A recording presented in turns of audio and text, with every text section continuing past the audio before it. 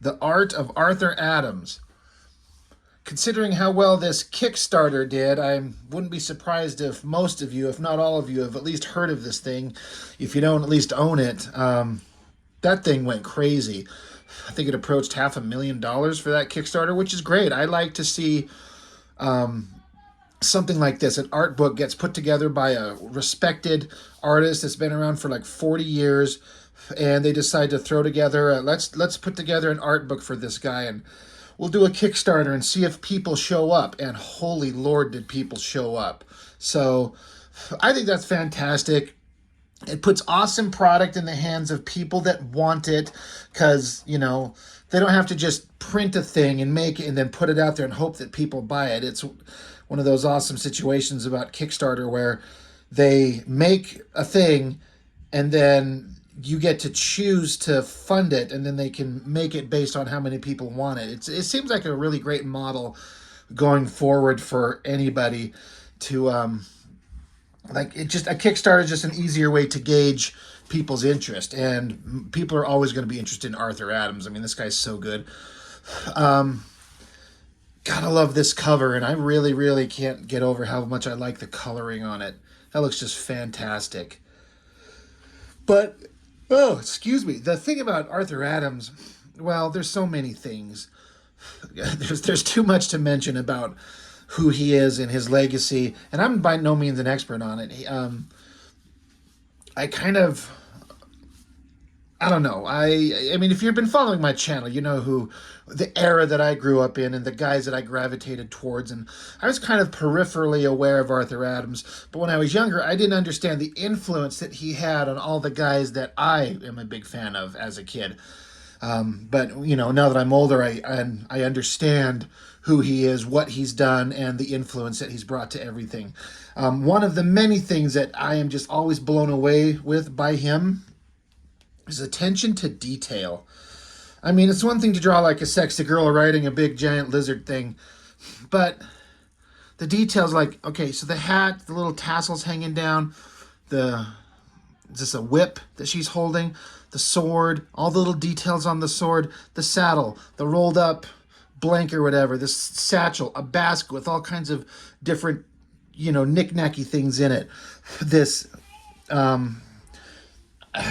this blanket. I mean, it's very much like someone who rides a horse. You always have like a blanket on, and then you throw the saddle on top of it. But just all those details that are in this drawing, just besides he wanted to draw a hot girl. Like, that is something that he gets so right, is the details on everything. It's so great. Fun little sketch of him by him. And then what a great double page artistic opener. I don't know who or what these girls are supposed to be. It's like they're giants fighting giant monsters. And this is what Arthur Adams always excels at. Beautiful girls and crazy awesome monsters. Like this dragon, the details on are fantastic. Yeah, I don't know what that is. It's a crazy kind of ridiculous pose. Like this girl's kicking this monster in the head. Blap. Just socking him one. But I like the angles of the body and the lines. A lot of power to it. It's really weird, but it's really awesome. Don't know what it's for. 1986, this drawing is dated. Art Adams and Austin, so I'm assuming Terry Austin. That is like the quintessential classic Wolverine by Arthur Adams. That just looks like, that's something I've seen a million times. I look at it, and there's a couple other instances in this book where it's kind of the same thing, where I can see how Rob Liefeld looked at this and just like decided to swipe everything he could from Arthur Adams. I can kind of see it somewhat in here, and then there's some other things inside here that we'll see. Great drawing, though. Another great close-up, Johnny Future from the Tom Strong kind of series that he was doing with Alan Moore. There's the guy. Good introduction, lots of information. Goes on. I like seeing an artist's workspace. I look at this container of all these pens. Now, I draw with those things. It's just funny to see so many just mixed in. I wonder how he keeps them straight. But that's artist for you. I mean, if I were to pan the camera around and show you the mess that I've got going on around here, you'd wonder, like, how do you keep this straight? But we just kind of do. Another thing as an artist that I really appreciate is this giant work desk that he's got. I mean, it looks huge, like it goes way wide and way high. So you can have stuff taped up and have other things on each side. Now, this thing that I've got, I mean, it's, let me think. 1, 2, 3. It's about 3.5 of these books wide and maybe the same height twice up. It's not a bad workspace, but I've seen these. Like Frank Cho, I think, has this gigantic drawing desk. I've seen John Romita Jr. on his social media sitting at this massive art desk. I just love that. It'd be so great to have the space and ability to have such a giant workspace just to make your art environment, your area to create, just exactly what you need it to be. I also like having the Star Trek ships up here. Big fan of that. But let's keep going. More text with him, showing him working on some of the artwork he's doing. But again, look at this desk. Look at this long bit of this like multiple image thing up here across the top, just going across there forever. This desk is huge. It's ridiculously awesome. So is that Venom cover. And then it shows some Marvel tryout pages from 1982, and you can just see that, like, his attention to detail looks like it was already there.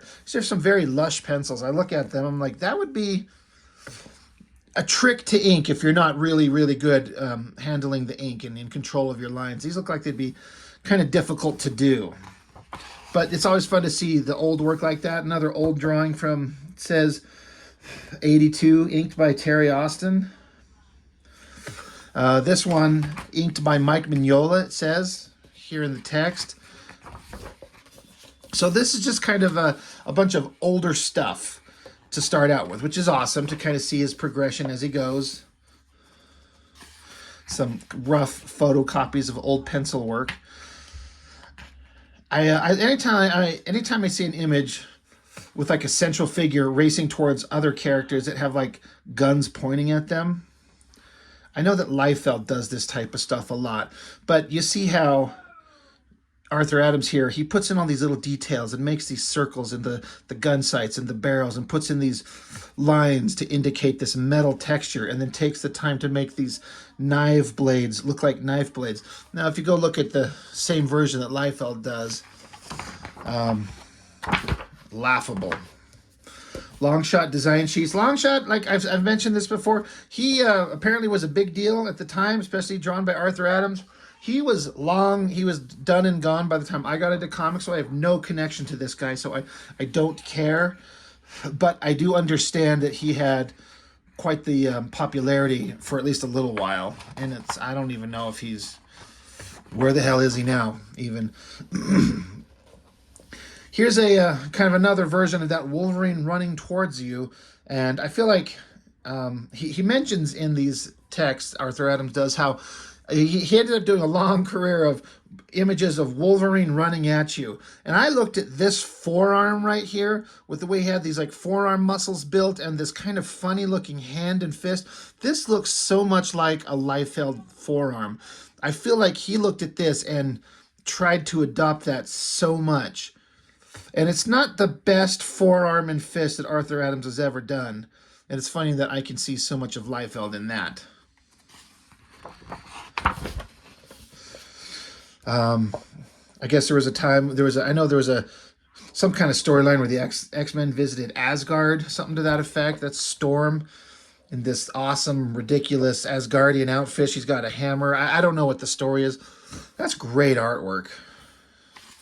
Kind of an homage to the, Thor #1. They'll do this a lot of pencils and then inks to compare them by.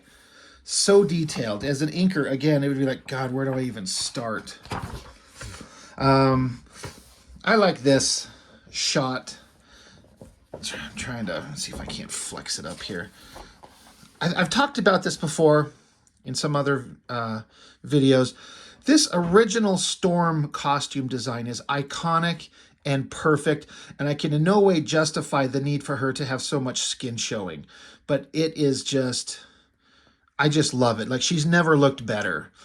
I like the way he's got her hair and that kind of ridiculously awesome headpiece. I like this cloak of hers, this cape that comes across the front, kind of covering her arms. And then just the kind of the shapes and lines of this costume design with these thigh-high boots. I think it's just perfect. And I can see how somebody could kind of be like, well, it's a little bit ridiculous. Like, why does she need to be half naked? Everyone else is fully clothed, but God, does she look good? And it depends on who's drawing her. Very classic. I've seen that image a lot. Arthur Adams from a swell sketch by John Romita, and says, thanks, fella, in 1986. So, great shot of the X-Men. Looks really good. Gumby. I have never, ever understood the appeal of that thing. Never saw anything with it. I have no connection, no nostalgia for Gumby on any level. I do not understand that. This is interesting. I like the finished drawing, sure, but the artist in me is a little bit more interested in these sketches over here, especially this blue line pencil figure of Superman. Looks so good. It's like you could start to see the image forming, but it's not fully formed yet, so it could go anywhere. There's like limitless potential in what that final drawing could be. Once you get to the final drawing, it's perfectly fine, but there's like, what could be, what is coming. It's like the mystery of what's to come.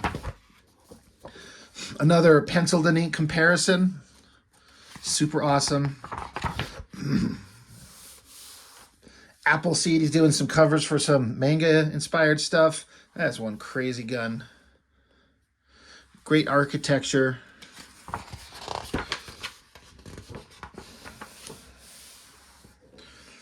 I've seen this image a bunch of Loki's face, and he says here that he's pretty happy with the way he drew Sasquatch on this one. And I kind of like Loki too, is what Arthur Adams is saying. Great, creepy, kind of cartoony drawing. Looks awesome. More Wolverine running at us. Like, again, he does a lot of those, and even he acknowledges it. The new Fantastic Four. Wolverine, Hulk, Spider-Man, Ghost Rider. Such an odd pairing. I remember when I first kind of saw that, I think the first time I ever heard of the new Fantastic Four with these guys was in like a Marvel trading card series. I'm like, I don't know much about the Fantastic Four, but how do you replace them with these guys? Like, I like all of them, but it was just like a one-off. Like, it was built into the story. This was not a permanent change, but there was a little part of me that was like, what the fuck is that? But great artwork, as always. This is funny. It's How to Draw Comics the Art Adams Way. So, I guess this is supposed to be... I don't know if this is supposed to be him or his voice speaking to this artist.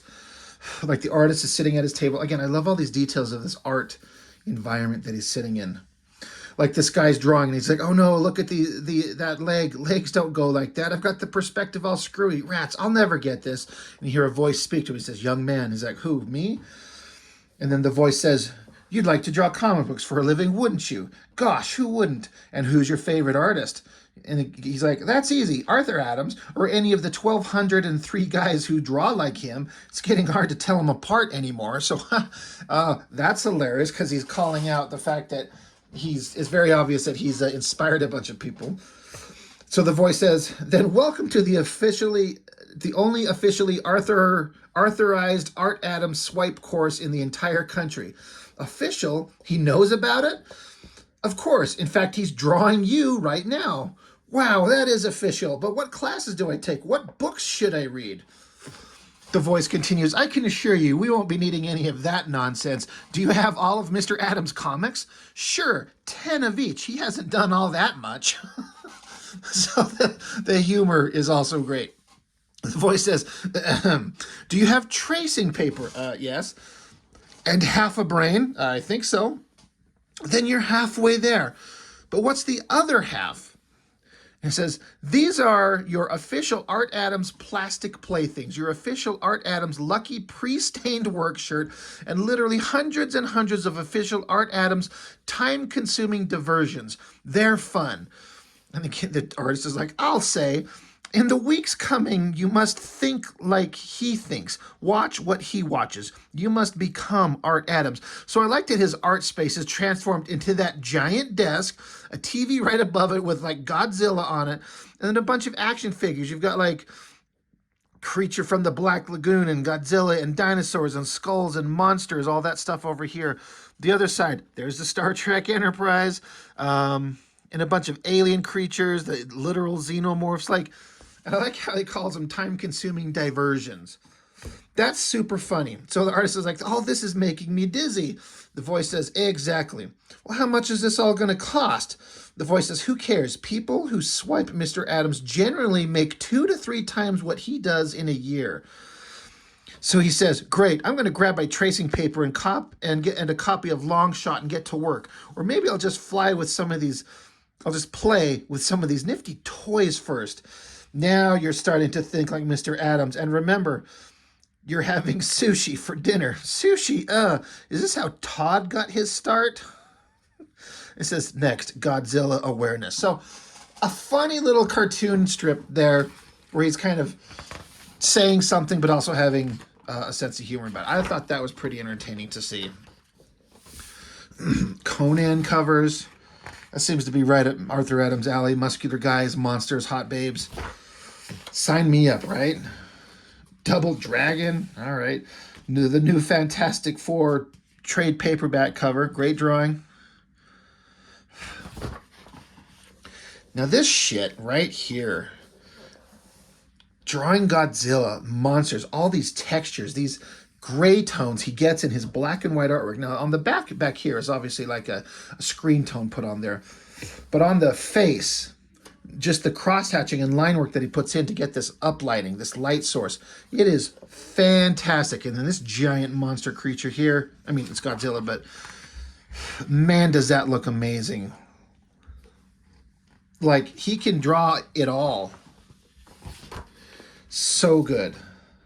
This one just says it's a personal work, just something he did. A Vampirella. Feel like I've seen this pose a lot. I seem to remember this look on her face and this hand kind of up here on her chest. That's a very familiar thing. But even the monsters in the background and all of it. I mean, everything he does here looks great. Batman versus Predator. That's pretty cool. Drawing the xenomorph. I like this Godzilla here, and then but this also inset panel of the Predator face there. Really good. Xenomorphs here, and whoever the hell Dum Dum is there. But that's a great Predator face. Then some big giant double page spread of all these Marvel characters. Marvel Holiday Special from '93. Jeez, got everybody in there. And more of these awesome, like, preliminary sketches, and then pencils, and then inks. Arthur Adams is just, he puts in the work. So it's no wonder, I guess, he's known as kind of being slow. He doesn't bang out a bunch of pages really fast. When you see work at this level, you can see how that takes a lot of time. I like even just the regular human characters.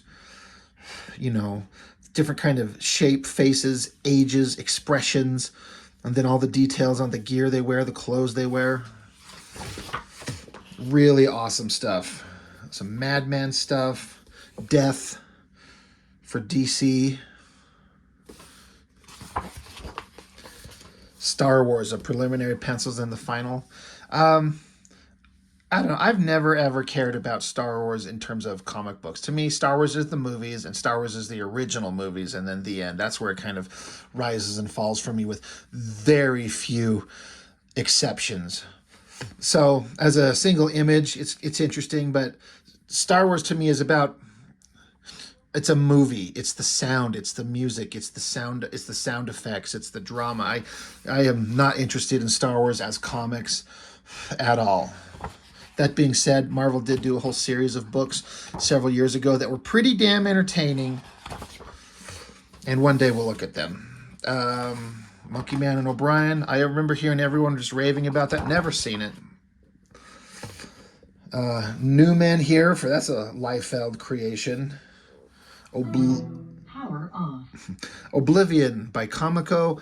Don't know what that is. I really like this girl right here with this kind of crazy outfit, the energy pouring out of her eyes and the energy out of her hands. It's a really interesting way to show whatever her abilities are. And then all these other creatures, this creepy looking thing over here, this dude with like bubbling flesh. I don't know what the hell it is. Whatever these guys are, it's pretty damn awesome. More Monkey Man and O'Brien here. I mean, that's stuff I should seek out and look at, because just for the artwork, no matter what. I don't know. Everyone loves comics or movies with monkeys in them, like apes and gorillas and stuff. And I don't hate them. I don't dislike them, but I've never been like specifically like drawn to them. Wildstorm Universe from 1997. So he had to draw almost every Wildstorm Universe character. That's a double page spread, and then here's half of it just to see him fitting that many characters into a drawing. I don't think I could do something like that. That would be so hard to do and get done right. Love this one. Gen 13. Again, the pencils and then the final inked drawing. Got all those kids there surrounded by all these dinosaur monsters. God damn, is this good. There's something for me where his black and white artwork is more appealing to me than it being colored. I mean, I would love printouts of every one of these things. Posters or something like that. Jay and Silent Bob, Crimson from Cliffhanger, Humberto Ramos's book. I've got all of those. Those will get a look at some point. But that's a great image right there. Definitely followed Humberto Ramos's design on the face. That was very much a look that the character had. Buffy the Vampire Slayer. Again, I like the progression pencils and then the final shot. More of the same. Dark Child. Pencils and then inks there. Dark Child, the legacy here. I like that he has the opportunity to draw a sexy girl, but he's not always, like, often he'll definitely do that. But he's like, we'll make her small, and then I want to focus on the environment. The foliage, the plants, the rocks, this tree, and all the textures on this tree and this whatever the hell awesome monster it is. Absolutely beautiful work. Inspiring. Makes me want to get drawing. I thought this was interesting. It says, Wildcats #1 cover, Wildstorm March 1999. I don't know what Wildcats #1, like a reboot or something like that? I don't know. But it said... Here he says, I'm still figuring out my background rendering on this cover. Also, I think I was probably looking at Travis Chare's art at the time. So some of this looks like Travis's kind of armor. And when I look at this, I can see that totally. If you're familiar with Travis Chare's work, especially in that era, I can totally see that. It looks so damn good. Lady Death, The Rapture, #1. Lady Death is another one of those characters I never, ever understood outside of she's like half naked, got big tits. Like, is there an appeal beyond that? I mean, there would have to be. You can't just have like a hot girl running around with big titties and it just lasts for this long. Like, they're still doing stuff with her to this day. I don't get it. And I think part of it is, I have to make sure I say this. I always say this, no disrespect meant, but I never cared for the main artist who was always drawing it. Was it Pulido? Am I remembering that correctly? I never liked the way she was drawn. And so it never was anything I wanted to pick up. Great figure drawing, great monsters, the dogs, the hell beast, whatever the hell that is back there. Lionheart from Awesome Comics is another Liefeld, studio thing, not Liefeld's creation. I think it was Ian Churchill. Great drawing. Look at all the textures and it's like Aztec or Mayan type designs going on back here. Great figure work, great light, and look at that hair. Telos, Mike Wieringo, rest in peace. That's a great drawing. Everything he does is just great. PlayStation Magazine. It's like one character's from Final Fantasy, one is Street Fighter, and I don't know who the zombie is. That's super funny. Because I don't know either. Batman Annual 23, great. Like more monkeys, like gangster monkeys shooting at Batman. So silly. I would never write a story like that where, for whatever reason, there's a bunch of gangsters and they're all apes chasing Batman. My brain just doesn't go to that place. Danger Girls, Special Dynamic Forces European variant cover. Jesus. He says, this variant cover is me trying to be saucy. Yeah, that's saucy, all right. Love this pencil artwork right here. God, does he... So clean. More Hot Babe and great backgrounds. More Hot Babe, great backgrounds. Superman and the Flash, pencils and inks comparison. The Authority, number 27, issue 27, pages 2 and 3. So these are side by side. A lot of detail. Giant character smashing through a city. That's wild. That's the version of the Authority I didn't care for. I mean, they were well done, but they changed the Authority around from what they were to something else that I did not like. Authority number 8, that's Midnighter, Apollo, some monster creature. I don't even remember what it is. Number 29, cover pencils. I think it looks pretty good, even though he says, Arthur Adams says, I like the idea of this cover better than the way it came out. The heads are a little too big. I was looking at a lot of Frank Quietly pencils from the previous issues, so that probably had something to do with my style here. I guess the heads are kind of big, but still looks good. Savage Dragon 100 back cover. It's like got the dragon here, and then all these other characters, and all of them have dragon's fin on their head. That's kind of funny.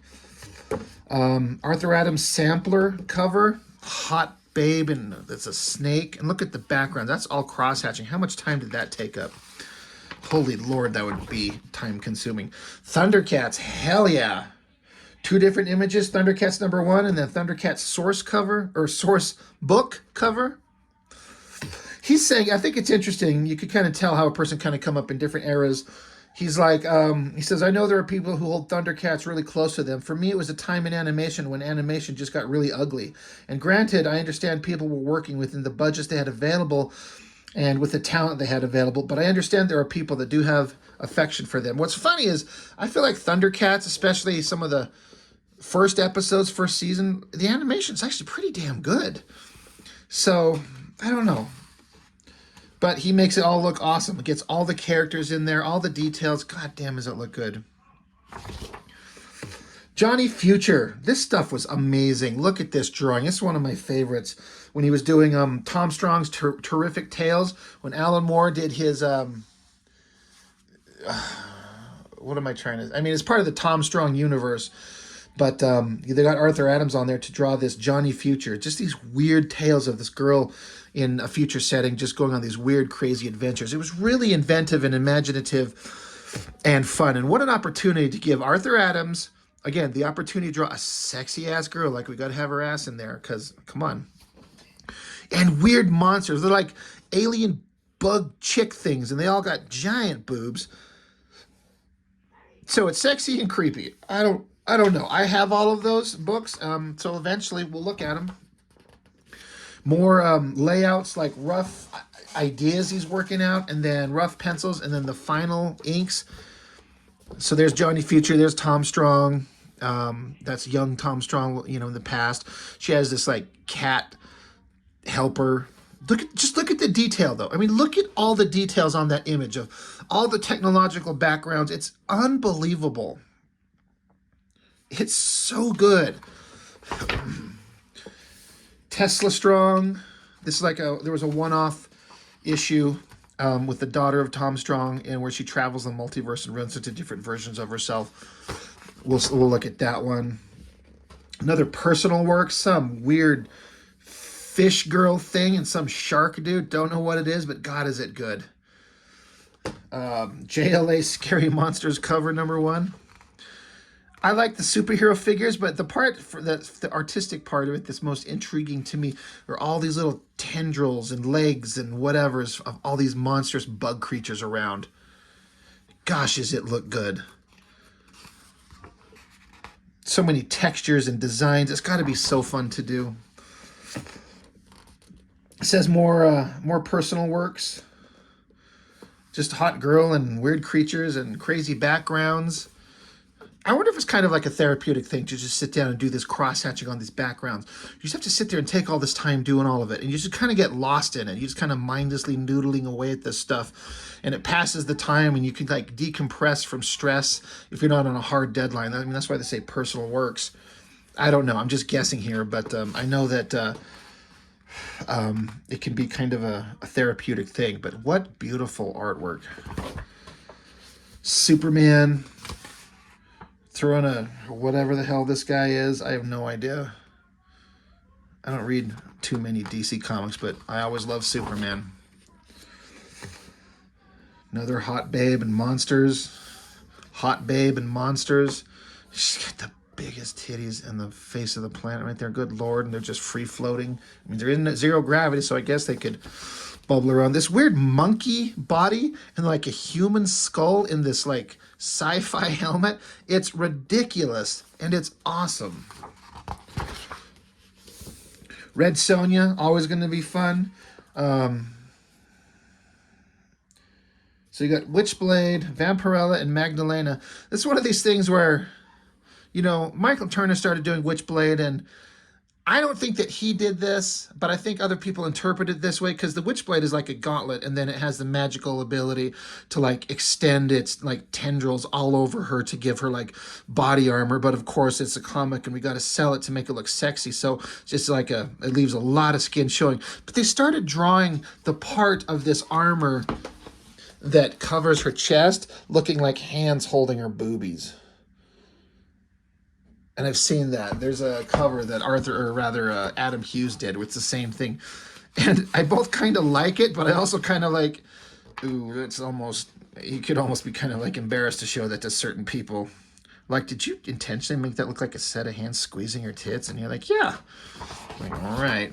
But at the same time, I'm into it. Hot girl, monsters, hot girl and sort of monsters. God, I don't know what this is.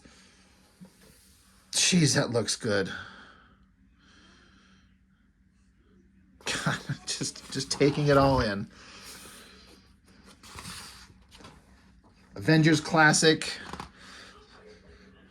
Spider-Man's. Just so good. More pencils and ink comparison. It's interesting to see the time and effort it takes. Because I guess this is a cover recreation. Or not a recreation, I'm sorry, but I mean, he's hand drawing in all the lettering. And I understand that's a big part of the artistic experience, and it's the thing I'm least interested in. I don't have any interest in doing that. And I know my own stuff will suffer, but it is what it is. Some Ultimate X-Men stuff, just penciled works, looks great. Just given the chance to just linger on how good that looks. John Carter of Mars type Dejah Thoris stuff. More Godzilla monster stuff. Some chick Red Skull, I think. Oh, it's part of the Fear Itself storyline from like 2011, it says, running through Marvel Comics. Man, I did not give any shit about any of that. Great drawing. I love this dinosaur creature guy up here. Is that Sauron from the X-Force issues? All that moody, cross-hatching background, those wings, so good. That's the best part of that whole drawing, and everything in this drawing is amazing. So that's saying a lot. Secret Avengers cover, Wolverine in the X-Men covers, 2013 here. Lots of figures, lots of characters. More Marvel X-Men stuff, Ragnarok stuff.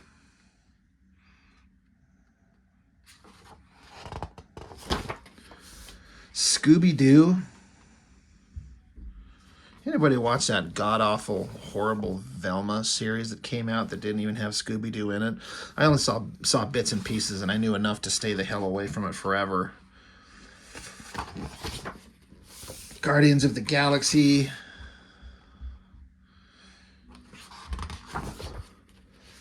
Walking Dead cover. If you could see across here, there's like, let's see, it says here, 6-issue connecting cover. So these are 6 individual images that all connect together. Like, what a hell of a job. A lot of detail, having to draw zombie faces and hot girls and all that type of stuff. A lot of work, especially to make them all connect, but also make them all work as their own individual standing image. Great work. Avengers stuff, personal work. The Bride of Frankenstein. Really cool. More Marvel characters. X-Men characters. I like seeing these preliminaries. Each one of them is good, but then he just has to decide on which one he's going to go with it, and then just make an awesome drawing. This was, I thought, was interesting. It says Fathom Volume 7, Number 1 variant cover from Aspen 2018, which I didn't know they're still publishing Aspen Comics or Fathom Comics this late. I mean, I collected the Michael Turner stuff, and I collected a little bit more after he moved on. While he was still alive, he handed it off to somebody else, and then he died. And without Michael Turner, it's just not the same. It's not, it was no good. But he said this was his first attempt at the character on this one, and he was just very unhappy with the way it was coming out. So I did this version opposite. And then later, after having sent this in, I looked back at the first version and was kind of like, you know, there's nothing really wrong with this. I'll just go ahead and finish it. So he's basically saying he was working on it, didn't like it, started over, did this, sent that, and I guess that's the one. And what a beautiful drawing. Again, great figure. She looks absolutely beautiful. Love her face, love her hair, the hands, the clothes, the bubbles in the water, and then the underwater plant life. I like this better, but this one, I believe these are supposed to be like, these are like bubbles underwater. If you've ever seen like bubbles, especially a lot of bubbles underwater, that's what he's trying to do here. But these don't look like bubbles as much as, I don't know what. Look like almost like weird octopus tentacles. These look more correct. And you can tell he definitely changed up his approach to it. Maybe it was a deadline thing, because these are easier. These are way more detailed. But this looks more like bubbles underwater. These look like a monster creature coming to grab her. Both look good, though. But I think this one's probably a little bit better. Black Panther cover and a bunch of preliminaries. All look amazing. Guardian of the Galaxy 19, Mary Jane variant cover. Cute with Groot. And again, all these variants look amazing. These little like kid X-Men versions of these characters. I never understood what they were. It's pretty cute. I don't understand what it's all about. A bunch more of Wolverine running towards us shots. JLA, Batman, Superman, Green Lantern. Amazing Screw-On Head, personal work. Mecha Hellboy, personal work. I like how Mecha Hellboy's smashing this whatever. And there's like this villain down here, like presumably the guy who, you know, controls the villain. He's like, fight back, you stupid robot, fight. Gah! It's super funny. Really digging it. Great backgrounds on this Harley Quinn and Birds of Prey. Like, God, it looks complicated. Joker, Batman villains here. Ultraman, Rise of Ultraman number 2. I like how he says here, this is the drawing that probably the 8 or 9-year-old me would be proudest of that I've ever drawn, because certainly 8 or 9-year-old me thought Ultraman was pretty much the most awesome thing ever. And he wasn't wrong. Ultraman's another thing I have zero connection to. Don't know anything about. Here's another great like preliminary blue pencil drawing, and then regular penciled, and then the final version. The Walking Dead. Is that show even still going? That was the biggest thing on the planet for a long time. It seems it kind of fizzled out. Great, whatever the hell, I have the skull covered in candles. God, is that awesome. Death. Batman, Superman. I understand. I'm just kind of repeating myself. Look at it. It's a great drawing. It's a great drawing. It's a great drawing. Well, it's an Arthur Adam art book. What more can you say? Now, here's something important, something special. He-Man, Masters of the Universe Revelation, number 4 variant cover. Basically just He-Man and all the main characters, all the heroes. So you got He-Man, Battle Cat, Ram-Man, Teela, Man-at-Arms, the Roboto? Is that his name? I think that's Clamp Champ. It's a character you'll not see in my fan works. Fisto, you'll definitely be seeing him. Mossman, no, you'll never see that. Stratos, I think he was in a panel or two. Original Sorceress, and a great Castle Grayskull Orko. Just a great drawing. Just so good. Arthur Adams drawing a He-Man comic. Arthur Adams drawing anything, but how about a He-Man comic? That would be amazing. And then that Venom cover that he was working on the inside first couple pages. Venom with that long, ridiculous tongue. I was never a huge fan of it, but what do I know? Spider-Man looks like maybe Morbius up there. And, I don't know, some random-ass fat ninja guy. Frankenstein commission. So then now there's a fold-out. Oh, yeah, here we go. Here's that full image of the cover. I mean, look at the textures on this dino that she's writing. The scales, the monkey in the background, and the coloring is so good.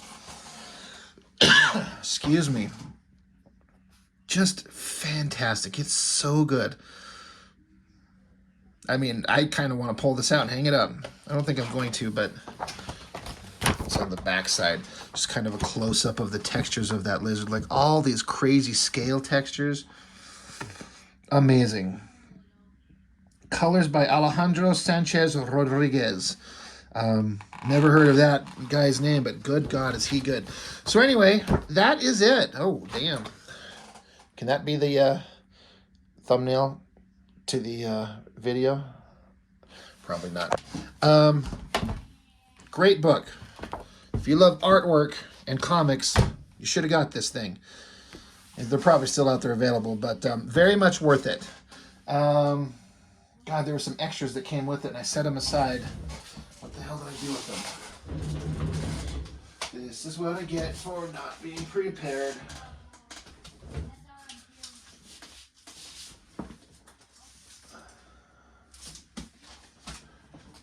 Well, oh well. I'm terrible at this. I'll show him in some other video. Anyway, that's it. Arthur Adams, amazing artist. You know, what more can I say? Everyone who knows comics knows Arthur Adams, and even if you don't like his style, you got to kind of respect the work that is obviously showing. Like, he clearly puts in the work to make it as good as he can do, even if you don't like it. I think that's an important distinction to be able to make. Like, you can acknowledge that someone is good even if you don't like it personally. But I've never ran into anybody that doesn't at least kind of like Arthur Adams. So anyway, that's it. That's all I've got. Thank you for joining me as always. I'll see you next time.